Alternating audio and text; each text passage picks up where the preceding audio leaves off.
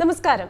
അർബുദം എന്നത് നമ്മുടെ ജീവിതത്തിന്റെ ഒരു അധ്യായം മാത്രമാണ്, ഒരു മുഴുവൻ കഥയുമല്ല. പറഞ്ഞിരിക്കുന്നത് അഭിനേത്രിയായ എല്ലി മൊറീനോയാണ്. പലപ്പോഴും നമ്മളൊക്കെ ക്യാൻസറിനെ പേടിക്കാറുണ്ട്. ക്യാൻസറിന് ഇരയാകണോ, ക്യാൻസറിനെ അതിജീവിക്കണോ എന്നത് നമ്മുടെ മനോഭാവത്തെ മാത്രം ആശ്രയിച്ചിരിക്കുന്നു. നവംബർ മാസം ശ്വാസകോശ അർബുദ അവബോധ മാസമാണ്. അപ്പോൾ ഈ നവംബർ മാസത്തിൽ നമ്മുടെ പ്രേക്ഷകരുടെ സംശയങ്ങൾക്കൊക്കെ മറുപടിയുമായി നമ്മോടൊപ്പം ഒരു ആരോഗ്യ വിദഗ്ധനുണ്ട്. അമൃത ഹോസ്പിറ്റലിലെ സീനിയർ കൺസൾട്ടന്റ് മെഡിക്കൽ ഓങ്കോളജിസ്റ്റായ doctor Saurabh Radhakrishnan. Doctor welcome. അപ്പോൾ നമ്മൾ ഈ ലങ് ക്യാൻസറിനെ കുറിച്ച് ഒരുപാട് കേട്ടിട്ടുണ്ട്. ഈ മാസം എന്ന് പറയുന്നത് ലങ് ക്യാൻസർ അവയർനെസ്സിനായിട്ട് മാത്രം മാറ്റിവെച്ചിരിക്കുകയാണ്. അപ്പോൾ ഈ മാസത്തിൽ ഡോക്ടറിന് പ്രേക്ഷകരുമായി പങ്കുവയ്ക്കാനുള്ള ചിന്ത എന്താണ്?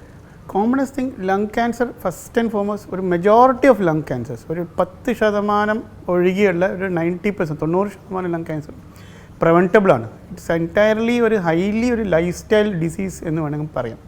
നമുക്കറിയാവുന്ന common things, smoking, tobacco usage, ആ കാര്യങ്ങളാണ് പ്രധാനമായിട്ടും ഇന്നും ലോകമെമ്പാടുമുള്ള ലങ് ക്യാൻസറിൻ്റെ കോസായിട്ട് നിൽക്കുന്നത്.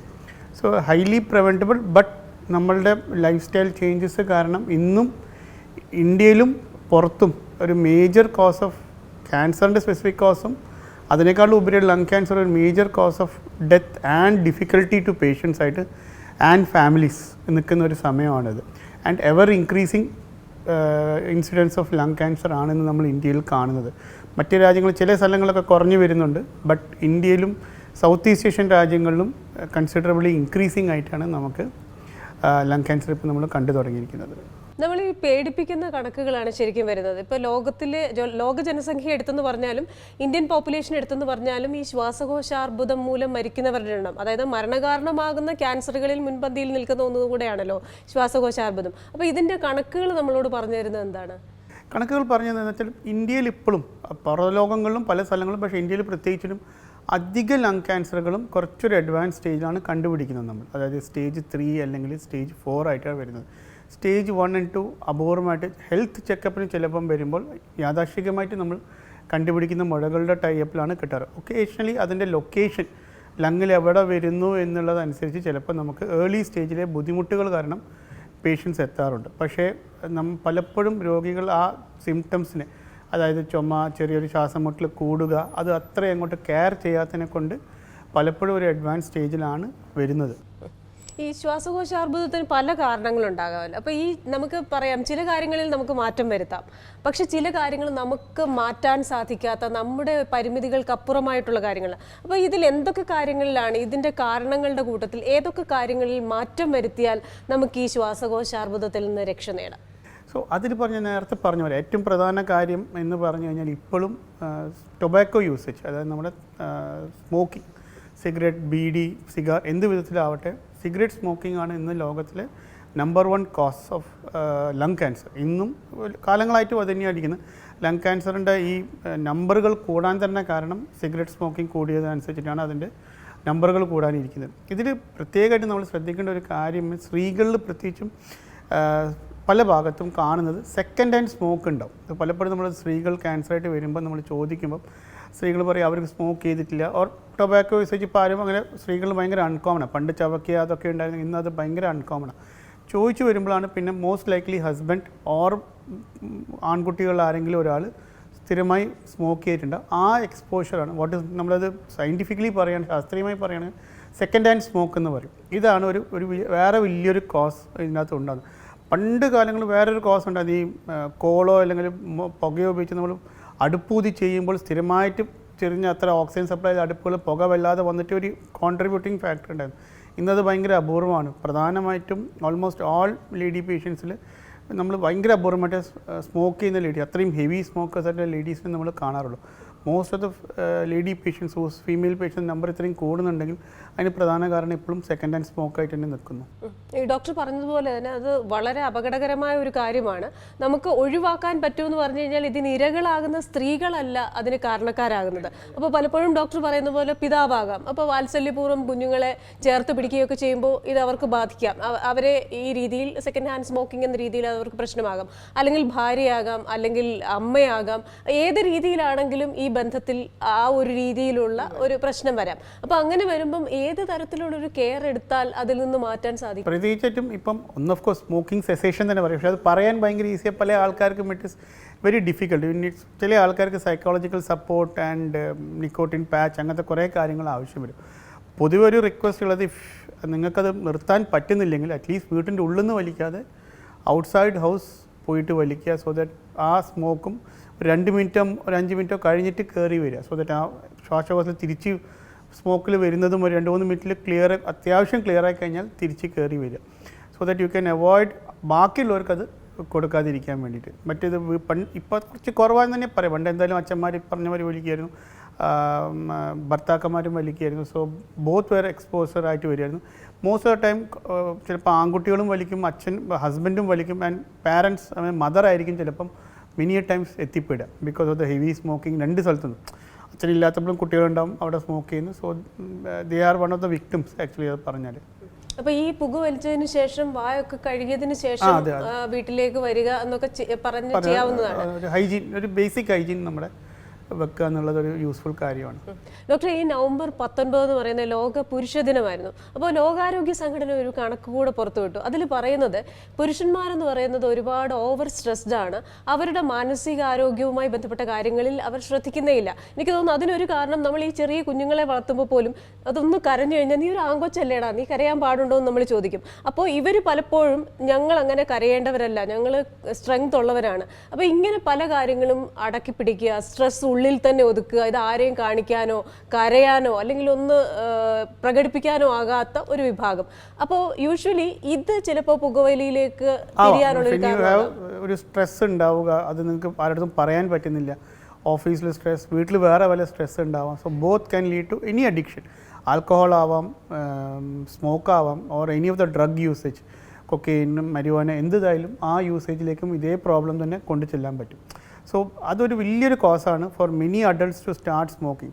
പക്ഷേ ഏറ്റവും ഒരു പഠനം, പല പഠനങ്ങളും പല രാജ്യങ്ങളായിട്ട് കാണിച്ചിട്ടുള്ള കാര്യം, വെരി റയർ ദാറ്റ് ഒരാൾ ചെറുപ്പത്തിൽ വലിച്ചു തുടങ്ങാതെ, അതൊരു കൗമാരപ്രായം, ഒരു യുവത്വം, ഒരു 25 വയസ്സിൻ്റെ ഉള്ളിൽ അഥവാ സിഗരറ്റ് വലിച്ചിട്ടില്ലെങ്കിൽ പിന്നെ അങ്ങോട്ട് എന്ത് സ്ട്രെസ് ഫാക്ടേഴ്സ് ഉണ്ടായാലും വലിച്ചു തുടങ്ങേണ്ട സാധ്യത ഭയങ്കര കുറവാണ്. സോ ആ ഒരു പീരിയഡിൽ വലിച്ചു തുടങ്ങിയാൽ പിന്നെ സ്ട്രെസ്സ് കൂടുന്നതിനനുസരിച്ച് നിങ്ങളുടെ വലിയുടെ നമ്പറും കൂടും. ഒക്കേഷണൽ സ്മോക്കർ ആവാം, ഓർ പാർട്ടി ടൈമിൽ പോയിട്ട് ഫ്രണ്ട്സിൻ്റെ കൂടെ എങ്ങാനും ഒന്ന് സ്മോക്ക് ചെയ്തതാവാം. But as you come into adult ലൈഫിലേക്ക് വരുമ്പം നമ്മുടെ അതർ സ്ട്രെസ്സുകൾ നിങ്ങൾ പറഞ്ഞ വരെ കൂടുമ്പം ഇവിടെ ഹെവി സ്മോക്കിംഗ് ഇതിലേക്ക് കിടക്കാം, which again increases risk. So 2 വിധത്തിലുണ്ട്. Stress is one factor. But one thing പറയാവുന്ന, യങ്ങർ ജനറേഷനിൽ ഇത് ഭയങ്കര കുറവ്. ഐ തിങ്ക് അവർ രണ്ടുപേരും ഭയങ്കര ഓപ്പൺ ആണ്. With husband and wife are very open. They are able to share the stress to some extent. They are sharing the stress. So അതൊരു more of middle aged and elder പോപ്പുലേഷനിലാണ് more of ഇത് വരുന്നത്. Elder എന്ന് പറഞ്ഞാൽ 50s 60s. ചിലർ അവരുടെ കരിയറിൻ്റെ പീക്കിലെത്തുമ്പോഴുള്ള stress and other things going along, which അവർക്ക് ഇപ്പോഴും ആ പഴയൊരു ഇത് വെച്ചിട്ട് അവർക്ക് ഷെയർ ചെയ്യാൻ പറ്റാത്തൊരു സ്ഥിതി വരുമ്പോഴാണ് മോർ ഓഫ് ഈ സിഗരറ്റ് സ്മോക്കിംഗ് കൂടാവുന്ന സാധ്യത ആൻഡ് റിസ്ക് ഫോർ ക്യാൻസറും അവിടെ വെച്ച് ഇൻക്രീസ് ആവുന്നു. ചിലർ അറിഞ്ഞോ അറിയാതെയോ ആണോ എന്ന് എനിക്കറിയില്ല, അവരുടേതായിട്ടുള്ള ചില ശീലങ്ങളുമായി ബന്ധിപ്പിച്ചാണ് ഈ സ്മോക്കിങ്ങിനെ പറയുന്നത്. അവർ പറയുന്നത് എനിക്ക് ചായ കുടിച്ചു കഴിഞ്ഞാൽ ഒരു സിഗരറ്റ് വലിക്കണം, അല്ലെങ്കിൽ ചായ കുടിക്കുന്നതിന് മുമ്പ് ഒരു സിഗരറ്റ് വലിക്കണം, അല്ലെങ്കിൽ എനിക്ക് വാഷ്റൂമിൽ പോകണമെങ്കിൽ സിഗരറ്റ് വലിക്കണം. അപ്പോൾ ഇതെങ്ങനെയാണ്, അറിഞ്ഞുകൊണ്ട് സംഭവിക്കുന്നതാണോ അതോ അവർ തന്നെ വികസിപ്പിച്ചെടുക്കുന്ന ഒരു ശീലമാണ്? നിക്കോട്ടിൻ കുറേ വിധത്തിൽ അത് ഇതുണ്ടാകും. സൈക്കോളജിക്കലായിട്ടും ടു സം എക്സ്റ്റെൻറ്റ് ഫിസിക്കലായിട്ടും ഇതാവും.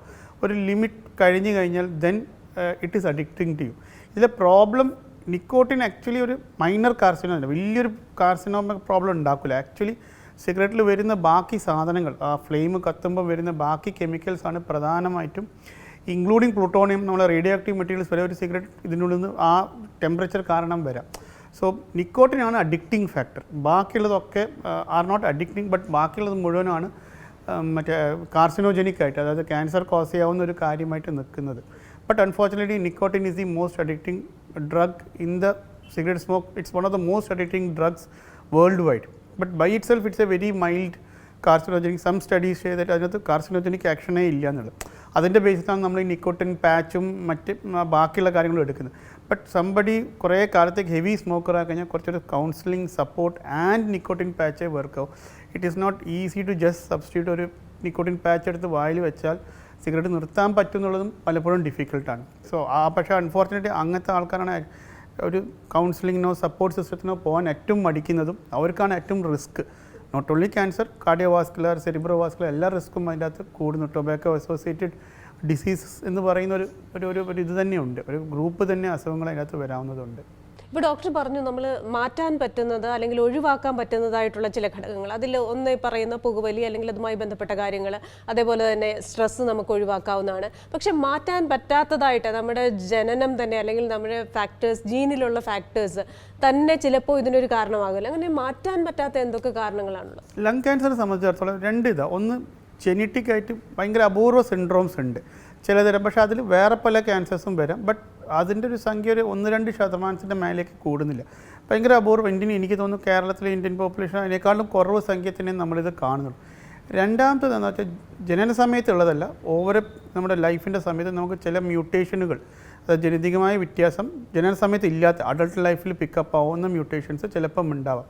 ചില ആൾക്കാർ തീരെ പുകവലിക്കാത്ത, പലപ്പോഴും പലരും ചോദിക്കുന്നത് തീരെ പുകവലിക്കാത്ത ആൾക്കാർക്ക് ഇപ്പം ഞാൻ നേരത്തെ പറഞ്ഞ ഒരു 5-8% ആൾക്കാർക്ക് ഒരു പുകവലി ഒന്നുമില്ല, അവർക്ക് പോലും ക്യാൻസർ വരുന്നു. അവർക്ക് പലപ്പോഴും ഈ മ്യൂട്ടേഷനുകളോ ഇതോ ഉണ്ടാവാം. ഇതിൻ്റെ ഒരു ഇതെന്താണെന്ന് വെച്ചാൽ ഇപ്പോഴത്തെ കാലത്ത് കഴിഞ്ഞൊരു 5-6 കൊല്ലങ്ങളായിട്ട് ഈ മ്യൂട്ടേഷൻ, പലതരത്തിലുള്ള മ്യൂട്ടേഷൻ ഉണ്ട്. ആ മ്യൂട്ടേഷന് പല മ്യൂട്ടേഷനുകൾക്കും എതിരായിട്ട് സ്പെസിഫിക് മരുന്നുകൾ വന്നിട്ടുണ്ട്. സോ അങ്ങനത്തെ എന്തെങ്കിലും മ്യൂട്ടേഷൻ ഉണ്ടെങ്കിൽ ഈവൻ അഡ്വാൻസ് ക്യാൻസേഴ്സ് ആയാൽ പേഷ്യൻസ് ഇപ്പോൾ കൊല്ലങ്ങളോളം ജീവിച്ചു വരും. ടാബ്ലറ്റ് ആയിട്ടോ അല്ലെങ്കിൽ ചിലപ്പോൾ ഇഞ്ചക്ഷനായിട്ടോ എടുക്കേണ്ടതായിരിക്കും.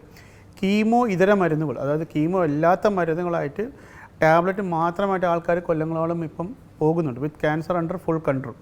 സോ പക്ഷേ അങ്ങനത്തെ പലപ്പോഴും മറ്റേ നോൺ സ്മോക്കേഴ്സിലാണ് ചില മ്യൂട്ടേഷനുകൾ ഉണ്ടാവുള്ളൂ.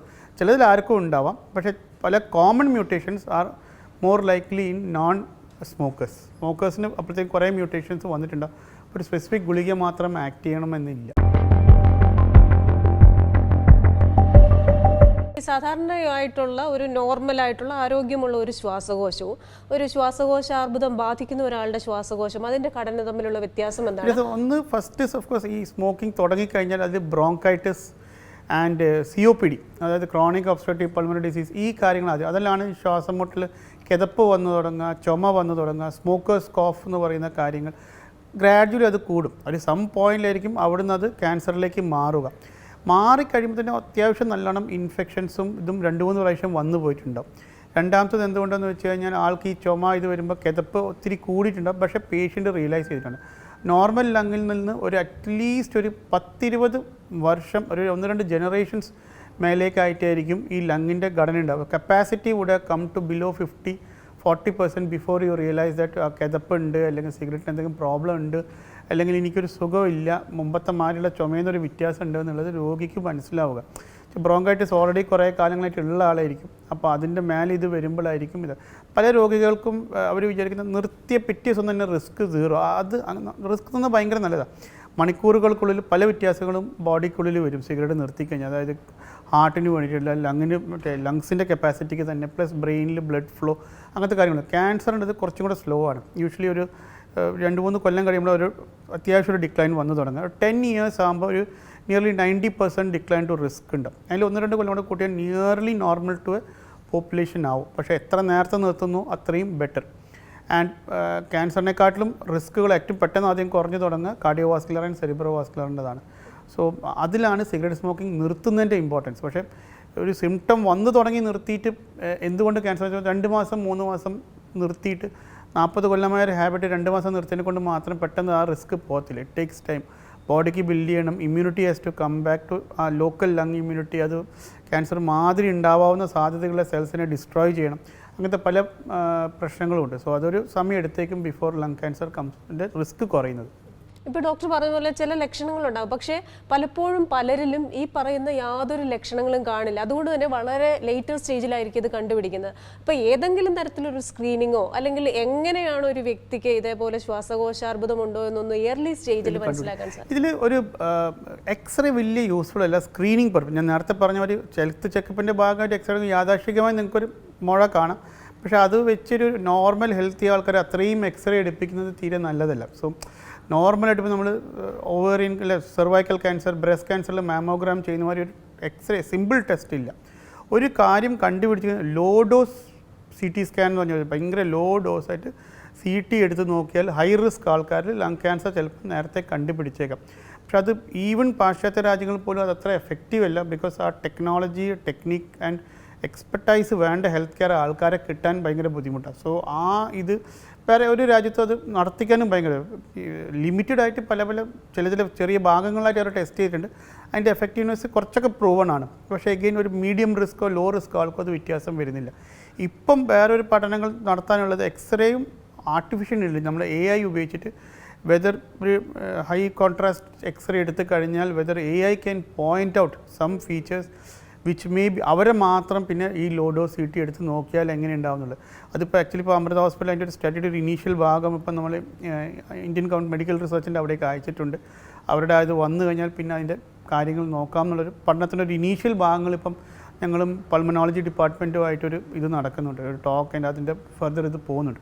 ഏർലി സ്റ്റേജസ് ആണ് ഇപ്പോൾ അപ്രൂവൽ ആൻഡ് അതിൻ്റെ കാര്യങ്ങൾ നടക്കും. പക്ഷേ ഗവൺമെൻറ്റിലും അതിൻ്റെ ഇൻട്രസ്റ്റ് ഉണ്ട് to do a study like that and see എന്തെങ്കിലും ചെയ്യാൻ പറ്റുമോ ഇല്ലയോ എന്നുള്ളത് റിസർച്ച് നടത്തിയിട്ട് അതിൻ്റെ അവരുടെ സൈഡിൽ നിന്നും ഒരു ഇനിഷ്യേറ്റീവ് ഉണ്ട് ടു സപ്പോർട്ട് ഇങ്ങനത്തെ കാര്യങ്ങളെ. അപ്പോൾ ഈ പലപ്പോഴും ഈ ക്യാൻസർ ആരംഭിക്കുന്നത് ഒരു കോശം അല്ലെങ്കിൽ ഒരു കൂട്ടം കോശങ്ങളിലായിരിക്കും. അതിനുശേഷം അതിന് ചുറ്റുമുള്ള കലകളിലേക്ക് വ്യാപിക്കുന്നു. അപ്പോൾ ഈ ശ്വാസകോശാർബുദത്തിൻ്റെ കേസിൽ ശ്വാസകോശത്തിന് അപ്പുറമായിട്ട് അത് ശരീരത്തിൽ മറ്റ് അവയവങ്ങളിലേക്ക് കൂടെ ബാധിക്കാനൊരു സാധ്യതയുണ്ട്. സോ ലങ്ങിൽ വന്നു കഴിഞ്ഞാൽ യൂഷ്വലി ആദ്യം ഒരു ലങ്ങിൽ നിന്ന് മറ്റേ ലങ്ങിലേക്ക് പോവുക, നീര് വരിക, ലങ്ങിന് ചുറ്റുമുള്ള നീര് വരിക, കടലകളിലേക്ക് പോവുക. അതായത് ലങ്ങിൻ്റെ കടലകൾ, അത് കൂടാതെ ബാക്കി കഴുത്തിലേക്കുള്ള കടലകൾ. കുറച്ച് സമയം കഴിയുമ്പോൾ ഇതിൽ വലിയ ബുദ്ധിമുട്ടുള്ള ആൾ കണ്ടില്ല, അല്ലെങ്കിൽ ആ സമയത്തേക്ക് ഹെൽത്ത് കെയറിൻ്റെ ഒരു ഇതിലേക്ക് വന്നില്ലെങ്കിൽ ലിവറിലേക്കായിരിക്കും അടുത്ത ഇത് പോവുക. അപ്പം ചില ആൾക്കാർ പണ്ട് സമയം ലങ്ങിലും ലിവറിലും ഉണ്ടാവും. പിന്നെ ചിലപ്പോൾ ലങ് ക്യാൻസറിന് ബോണിലേക്ക്, എല്ലുകളിലേക്ക് പോകും. ചില സമയത്ത് രോഗികൾ വരിക പുറം വേദനയോ ബാക്ക് പെയിൻ അല്ലെങ്കിൽ വേറെ ഏതെങ്കിലും കൈകളിലെ വേദന, അതിന് എക്സ്റേ എടുക്കുമ്പം ആയിരിക്കും ഡോക്ടർ കാണുകയൊക്കെ അവിടെ ഒരു സംശയാസ്പദ സാധനമുണ്ട്, അത് ചെക്ക് ചെയ്യുമ്പോഴായിരിക്കും അത് ക്യാൻസർ ആണ്. അങ്ങനെയായിരിക്കും പേഷ്യൻസ് നമ്മളെ ഈ അർബുദ രോഗ വിഭാഗത്തിലേക്ക് അവർ കയറി വരും. സോ അതൊക്കെ ഒരു അഡ്വാൻസ് സ്റ്റേജിൻ്റെ ഇതാണ്. പക്ഷേ പലപ്പോഴും ലങ്ങിൻ്റെ കപ്പാസിറ്റി ഭയങ്കര നല്ലോണം കപ്പാസിറ്റി ഉള്ള ഒരു അവയവമാണ് ലങ്. അപ്പോൾ പലപ്പോഴും ലങ്ങിലൊരു ഗ്രോത്ത് വന്നാലും ചില സമയത്ത് ലങ്ങിന് യാതൊരു സിംറ്റംസും കാണിക്കണമെന്നില്ല. അതൊരു പ്രശ്നകരം തന്നെയാണ്. ബിക്കോസ് രോഗികൾക്ക് പലപ്പോഴും മനസ്സിലാവും, നേരത്തെ പറഞ്ഞ മാതിരി ഇപ്പോൾ ബ്രോങ്കൈറ്റിസോ COPD ആണ്, ഓൾറെഡി ആൾക്ക് ചെറിയൊരു ചുമയും ഇതുണ്ടാവും. ഇപ്പോൾ ലങ് ക്യാൻസർ വന്ന് എക്സ്ട്രാ ഒരു കൂടിയ ചുമയോ സ്ട്രെസ്സോ പേഷ്യൻ്റ് അത്ര വേഗം മനസ്സിലാക്കണമെന്നില്ല. വേറെ അതൊരു മേജർ എയർവേനായിട്ടും ബ്ലോക്ക് ചെയ്യുന്നൊരു സൈറ്റിലാണെങ്കിൽ പെട്ടെന്ന് തന്നെ കുറച്ചുകൂടെ അധികം സിംറ്റംസ് കൂടും, അതിൻ്റെ രോഗികൾ വരാറുണ്ട്. പക്ഷേ പലപ്പോഴും പല ക്യാൻസേഴ്സ് അങ്ങനെ മേജർ എയർവേയിലല്ല വരിക, ചെറിയ എയർവേയിലേക്കായിട്ടാണ് വരാൻ സാധ്യത. അതുകൊണ്ട് കൂടിയിട്ടാണ് നമുക്ക് ഈ കുറച്ച് ഡിലേഡ് ആയിട്ട് നമ്മളിത് കണ്ടുപിടിക്കുന്നത്. നമ്മളിനി ട്രീറ്റ്മെൻറ്റിലേക്ക് വന്നു കഴിഞ്ഞാൽ ഏത് ട്രീറ്റ്മെൻറ്റാണ് ഇപ്പം നിലവിലുള്ളത്? ഏർലി സ്റ്റേജിൽ എപ്പോഴും പറ്റുകയാണെങ്കിൽ എപ്പോഴും സർജറി ചെയ്യാം, അതിലൊരു ഡൗട്ടില്ല. So as a medical oncology person who deals more with medical side of cancer, even I would say that early stage that is nothing like surgery. Problem എന്താ വെച്ചാൽ മോസ്റ്റ് ഓഫ് ദ ടൈം ഈ cigarette smokers have a bad lung. So anaesthesia fitness for surgery is not available for everybody. So surgical fitness ഉണ്ടാവില്ല. Next best option for early stages then radiation with some form of chemotherapy and subsequently എന്തെങ്കിലും ഒരു treatment. അപ്പോൾ പലതരത്തിലുള്ള cancer marker ടെസ്റ്റുകൾ ഉണ്ടാവും, സ്ക്രീനിങ്ങുകൾ ഉണ്ടാവും, diagnostic ടെസ്റ്റുകളും ഉണ്ടാകും. അപ്പോൾ ഇത് ഏതൊക്കെ തരത്തിലുള്ള, അതായത് ഇപ്പോൾ ഒരാൾക്കൊരു ക്യാൻസർ സാധ്യത വളരെ നേരത്തെ കണ്ടെത്താനാകുമോ? അതേപോലെ തന്നെ ഈ ഇതൊന്ന് ഡയഗ്നോസ് ചെയ്യാനായിട്ട് ക്യാൻസർ ഉണ്ടെന്ന് സ്ഥിരീകരിക്കാനുള്ള ടെസ്റ്റുകൾ എന്തൊക്കെയാണ്? സിംഗിൾ ടെസ്റ്റില്ല which will tell us whether the cancer is there. ചിലതരം ക്യാൻസർ ചില സ്ക്രീനിങ് പ്രൊസീജിയേഴ്സ് ഉണ്ട്. അപ്പോൾ സ്ക്രീനിങ് പ്രൊസീജിയർ ഉണ്ടാവണമെങ്കിൽ തന്നെ ഒരു ക്യാൻസർ കോമൺ ആയിരിക്കണം, അതിനൊരു റിലേറ്റീവ്ലി ഇൻഎക്സ്പെൻസീവ്, അത്ര ചിലവ് കൂടിയതല്ലാത്ത വലിയ സൈഡ് എഫക്റ്റോ ബുദ്ധിമുട്ടുകളോ രോഗിക്ക് ഉണ്ടാക്കാത്ത വിധത്തിലുള്ള ടെസ്റ്റുകളായിരിക്കണം. ഏറ്റവും സർവ്വസാധാരണമായി നമുക്ക് സ്ക്രീനിങ് ഉള്ളത് ബ്രസ്റ്റ് ക്യാൻസറിന് വേണ്ടിയിട്ടാണ്, which is known as mammogram എടുക്കുന്നത്. അതുപോലെ ലങ്ങിനൊന്നുമില്ല. ലോ ഡോസ് CT ഒരു അനുകരണീയ കാര്യമല്ല. Because low risk to medium risk patient lung ക്യാൻസറിൽ ലോ ഡോസ് CT വലിയ ഡിഫറൻസ് വരുത്തുന്നത്. ഹൈ റിസ്ക് പേഷ്യൻസിന് മാത്രമേ ലോ ഡോസ് CTനെ കൊണ്ട് ഒരു ഡിഫറൻസ് വരുത്തുന്നുള്ളൂ. അങ്ങനെ ഇരിക്കവേ ലങ് ക്യാൻസർ എന്നൊരു കോമൺ ക്യാൻസർ നമുക്ക് unfortunately we don't have any screening test. ഒരു ട്യൂമർ മാർക്കർ എന്ന് പറയുന്നത് ലങ് ക്യാൻസറിൽ ഇല്ല, which can be followed up.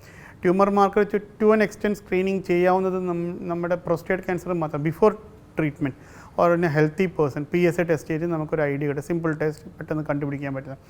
ബാക്കിയുള്ള മാർക്കേഴ്സ് ഒക്കെ തന്നെ പോസ്റ്റ് ട്രീറ്റ്മെൻറ്റ് അതിൻ്റെ ഫോളോ അപ്പിന് വേണ്ടിയിട്ടുള്ള മാർക്കേഴ്സാണ്. അത് അപ്ഫ്രണ്ട് ചെയ്തിട്ട് വലിയ കാര്യങ്ങൾ. ബിക്കോസ് പല മാർക്കേഴ്സിന് ഇപ്പോൾ PSAമാരുടെ മാർക്കേഴ്സ് ഒഴിച്ച് ചില മാർക്കേഴ്സ് ഒന്നും ഭയങ്കര സ്പെസിഫിക് അല്ല. ഈവൺ ഒരു പല കാര്യം ഇൻഫ്ലമേഷൻ അല്ലെങ്കിൽ നീർക്കെട്ടുണ്ടായാലോ അല്ലെങ്കിൽ ഒരു ഇൻഫെക്ഷൻ വന്നു പോയാലോ ഒക്കെ മാർക്കേഴ്സ് എലിവേഷൻ ഉണ്ടാവാം. പക്ഷേ ഒരു മാർക്കർ എലിവേഷൻ കണ്ട് പിന്നെ അതിൻ്റെ നമ്മൾ ബയോപ്സി എടുക്കണം, അതിനെ സ്കാൻ ചെയ്യണം.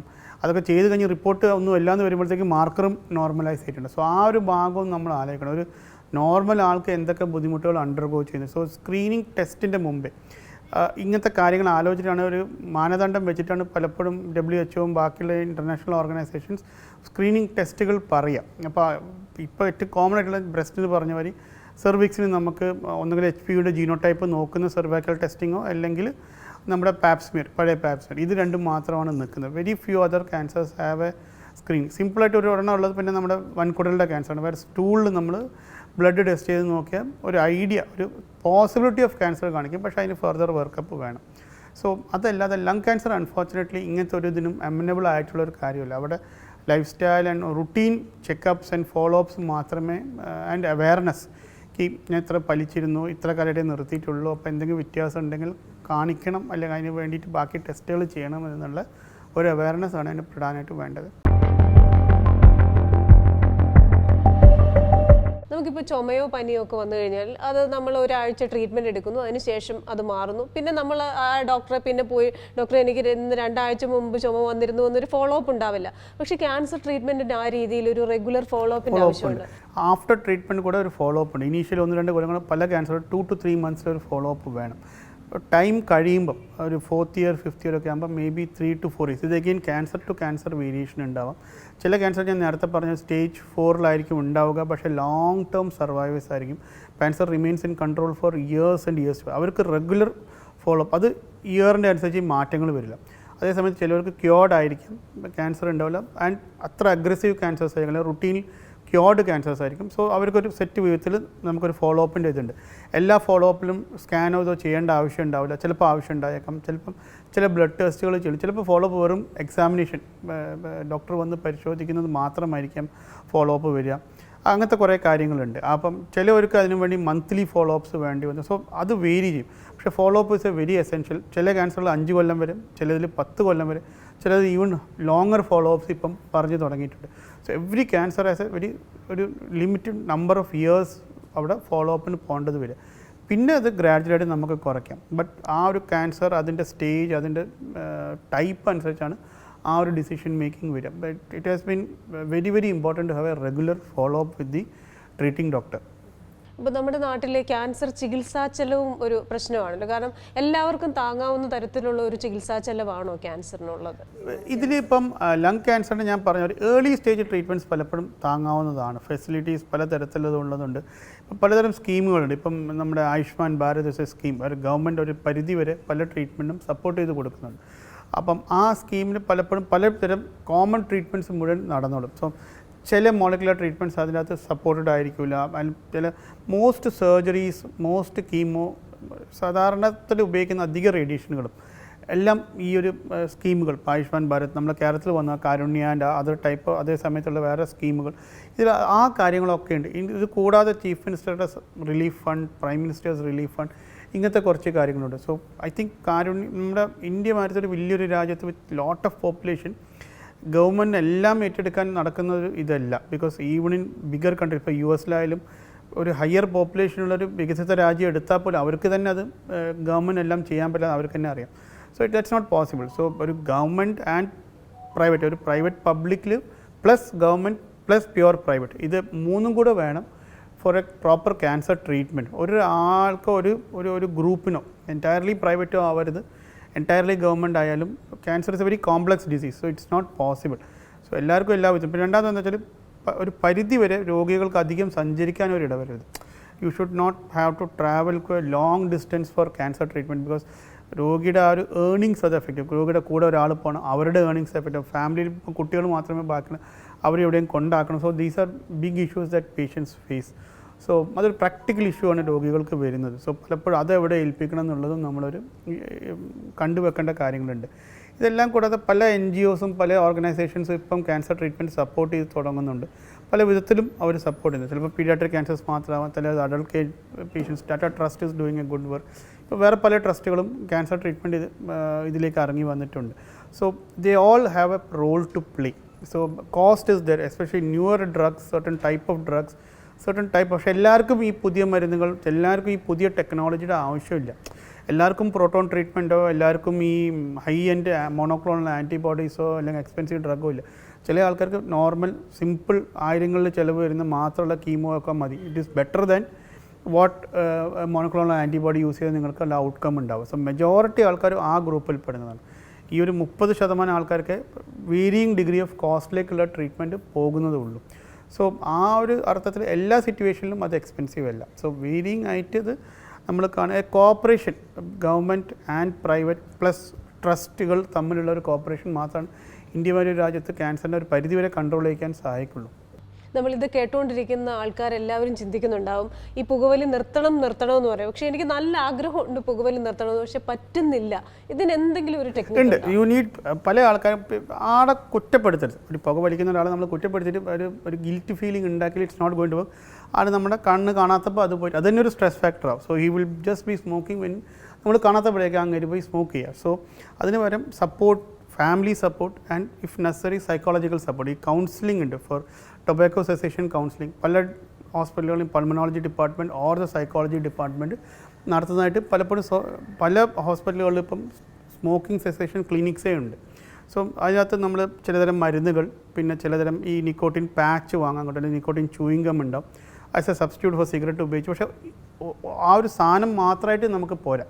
ജസ്റ്റ് ഷോപ്പിൽ പോയി പാച്ച് വാങ്ങിക്കൊണ്ട് സിഗരറ്റ് സ്മോക്കിംഗ് നിൽക്കില്ല. You need counselling support.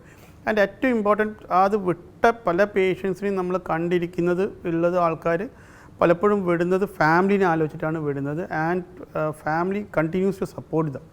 കുറ്റപ്പെടുത്താതെ to support them is what is more important. So ആ ഒരു പക്ഷേ ആദ്യം തോന്നണം രോഗിക്കോ അല്ലെങ്കിൽ ആ ഒരു പേഴ്സൺ, ഇപ്പോൾ രോഗി എന്ന് പറയാൻ പറ്റില്ല, സിഗരറ്റ് സ്മോക്കർ ഒരു രോഗിയല്ല, ഒരു ഹെൽത്തി ഇൻഡിവിജ്വലാണ്. But he or she should feel that yes it is time that I stop doing this. Next എന്താ ഞാൻ ചെയ്യേണ്ടതെന്നുള്ളത് ആലോചിക്കണം. സോ ആ ഒരു ചിന്ത വന്നു കഴിഞ്ഞിട്ടേ ബാക്കിയെല്ലാം അതിൻ്റെ അകത്തേക്ക് റോളിൽ വരുന്നുള്ളൂ.